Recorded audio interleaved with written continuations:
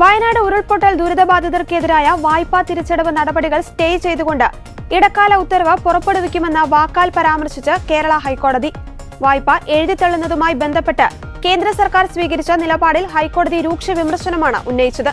വായ്പ എഴുതിത്തള്ളുന്ന വിഷയത്തിൽ തീരുമാനമെടുക്കേണ്ട മന്ത്രാലയത്തെക്കുറിച്ച് അവ്യക്തതയുണ്ടെന്നായിരുന്നു കഴിഞ്ഞ തവണ കേന്ദ്രത്തിനു വേണ്ടി ഹാജരായ additional solicitor general of India ARL Sundaresan അറിയിച്ചത്.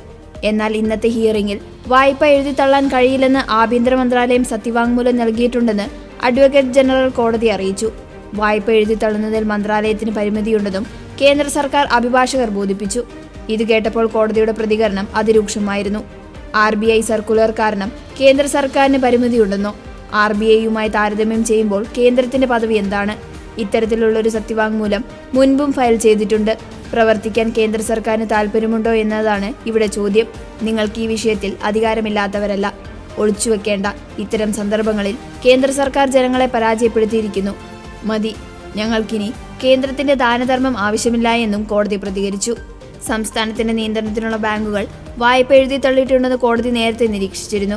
ദുരിതബാധിതരുടെ വായ്പ എഴുതിത്തള്ളാൻ കേന്ദ്ര സർക്കാരിന് സാധിക്കുമോ എന്നും കോടതി ചോദിച്ചിരുന്നു. Central bank, federal bank, HDFC, Canara bank, state bank of India കേന്ദ്രത്തിന്റെ നിയന്ത്രണത്തിലുള്ള ബാങ്കുകളുടെ ലിസ്റ്റ് ഞങ്ങൾക്ക് നൽകുക.